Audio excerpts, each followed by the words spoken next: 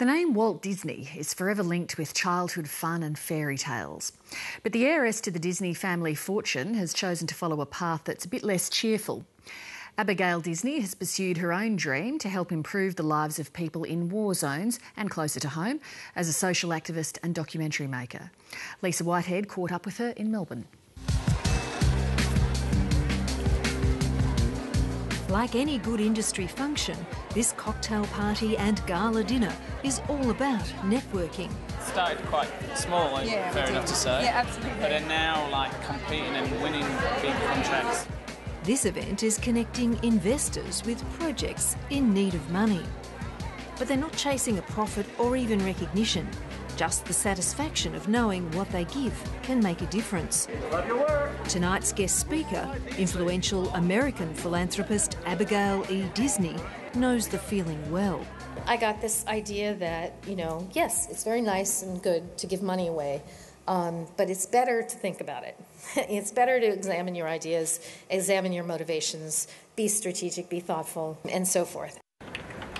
Abigail Disney is the founder of a social change foundation that's made millions of dollars in grants to grassroots community organisations, dealing with issues like child health, AIDS and women's rights in her hometown of New York and in Western Africa. In every neighbourhood in crisis, and in every country in crisis, if you go and you look at the people who are still teaching the traditional knowledge, holding their families together, making sure the kids get to school, get fed, etc., those are women. So they are, in fact, a really strategic lever point for making societies function better. This mother of four could easily have chosen a life of wealth and privilege, insulated from the problems of the world. She's the granddaughter of Roy O. Disney, Walt's brother and the co-founder of the Walt Disney Company. And she's not afraid to use the Disney name to open doors. Every day, people take meetings with me that they would probably not otherwise have taken, probably for all the wrong reasons. But if I can make the world a better place by using that as a tool, then, why wouldn't I? But being raised in a wealthy family with a famous name has its risks. I was warned about it by my family. Oh, people will try to take advantage of you, and that certainly happens a lot. It's not a fun thing, believe me. But finding out that you're not, in fact, living on this island and separate and better and whatever is really good news. The thing about Abigail is that she's not just using her inherited wealth to make change, that she actually brings in time, her voice and her talent.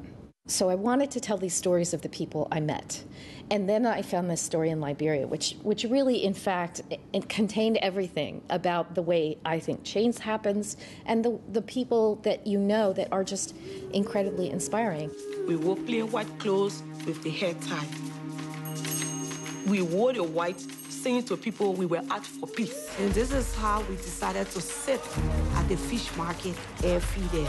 Her documentary, Pray the Devil Back to Hell, with Emmy Award-winning director Ginny Retica, tells the remarkable story of a group of Christian and Muslim women who dared to fight for peace after a century of war in the West African country of Liberia.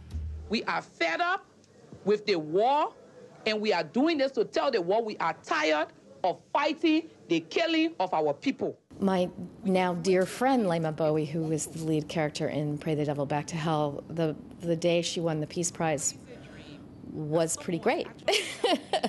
To get the women of the church together to pray for peace. I tried not to let things go to my head, but I think that's going to my head a little bit because I'm really proud that we brought her to the world's attention. She is an extraordinary person with incredible gifts. This one really looks at girls around the world and the disadvantage that they face just being born a girl in different parts of the country. The Australian Women Donors Network brought Abigail Disney to Australia to speak at its gala dinner and to advise groups like the Documentary Australia Foundation who want to link up with philanthropic investors. We don't raise money and we don't give away money. We see ourselves as a conduit for bringing together people who want to give to organisations and the organisations that are out there doing such groundbreaking work. here, philanthropy doesn't share the same profile or level of activism that it does in the US. You in Australia do not have such a lively philanthropic scene precisely because your social safety net isn't quite as torn as ours. And so you have an opportunity to really think about the ways in which philanthropy can set the tone, can create replicable models, can amplify what it is that government is already doing.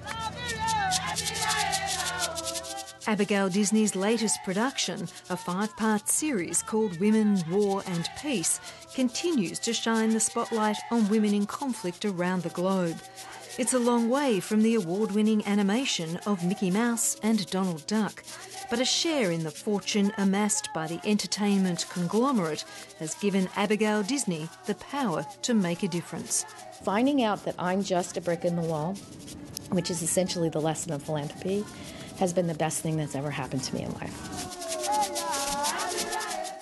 Lisa Whitehead reporting.